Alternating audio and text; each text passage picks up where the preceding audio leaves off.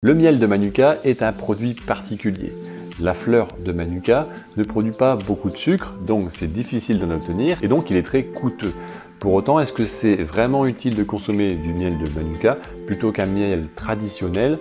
C'est ce que nous allons voir dans cette vidéo. Bonjour, c'est Jérémy pour vivre une vie en pleine santé au naturel. Bienvenue sur cette chaîne.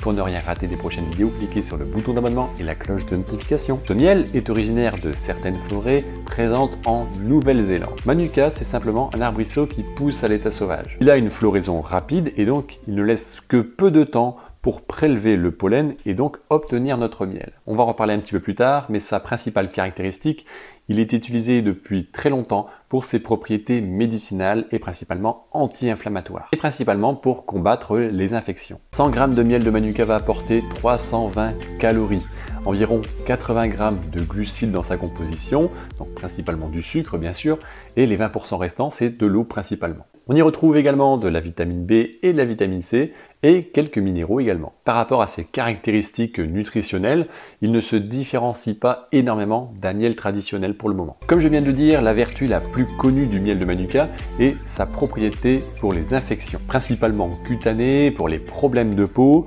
De manière générale, elle aide à cicatriser. Ce miel participe à la réparation des tissus et des plaies. Et c'est ça son réel intérêt et la vraie différence, c'est sa propriété, sa capacité antibactérienne et pour la protection de la peau. Concernant les autres bienfaits, c'est à peu près la même chose que les miels que l'on retrouve traditionnellement. Concernant les inconvénients, et je vais parler du principal, c'est son prix, qui est très élevé par rapport à un miel traditionnel. Le prix va se justifier par rapport à la qualité du miel. Mais comment savoir quelle qualité est meilleure qu'une autre entre un miel de Manuka et un autre? Pour savoir si vous ne vous faites pas avoir, il faut regarder le MGO le plus élevé. Au plus ce MGO sera élevé, au plus les bienfaits que l'on a cités précédemment seront puissants. Le MGO, ça veut tout simplement dire le méthylglyoxal. Alors c'est un terme scientifique, on va rester sur le MGO, c'est plus facile à comprendre.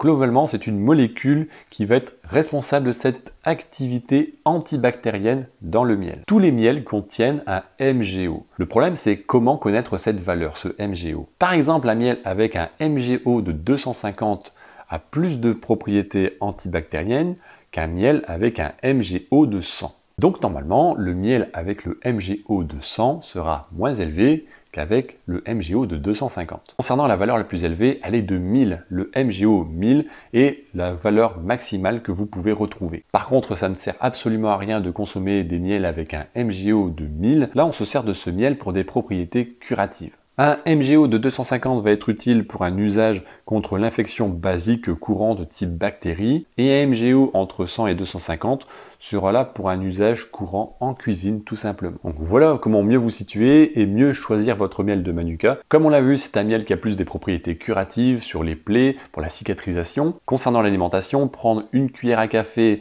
30 minutes avant le premier repas de la journée, ça permettrait de bénéficier de certaines propriétés. Après, ça reste un miel, il a un goût délicieux, donc il peut être utilisé en cuisine sans aucun problème. Est-ce que le miel de Manuka est meilleur qu'un miel traditionnel? Non, pour son goût, oui, pour ses propriétés antibactériennes qui sont jusqu'à plusieurs centaines de fois plus puissantes qu'un miel classique. C'est pareil entre un miel issu du commerce et le miel de Manuka qui va réellement provenir de cette plante. Effectivement, ça va faire une sacrée différence, donc faites toujours attention à la provenance et à la qualité de ce que vous achetez. Concernant les miels traditionnels qui sont cultivés artisanalement, ils ont également des propriétés intéressantes. Et certaines qualités de miel traditionnels se rapprochent de près du miel de Manuka, comme le miel de thym, de lavande ou encore d'acacia. Ces miels sont presque aussi intéressants s'ils sont utilisés dans les mêmes conditions. Encore une fois, c'est toujours la manière dont le miel va être cultivé qui fera la différence. Maintenant, est-ce que c'est nécessaire de payer X fois plus cher votre pot de miel de Manuka parce que soi-disant il a de meilleures propriétés qu'un miel traditionnel qui fera à peu près les mêmes choses? Ce n'est pas certain du tout. Un apiculteur qui est passionné par son travail et qui respecte ses miels traditionnels aura tout à fait sa place dans notre alimentation au quotidien. Même si on a un peu plus avec le miel de Manuka, ce n'est pas encore une fois un produit miracle. Ce n'est pas grâce à ce miel que ça va révolutionner notre vie. Encore une fois, c'est ce que l'on fait, c'est ce que l'on va manger au quotidien qui fera une réelle différence dans notre équilibre alimentaire et dans la préservation de notre santé. Le miel de Manuka, ça donne un plus, mais ça ne fait que ça. Merci d'avoir regardé cette vidéo, n'hésitez pas, posez-moi vos questions en commentaire si vous en avez sur ce sujet, si vous n'avez pas compris peut-être certaines choses. Regardez également en description, vous avez accès à des programmes offerts qui vous permettent d'équilibrer votre alimentation naturelle ou pour atteindre tout autre objectif.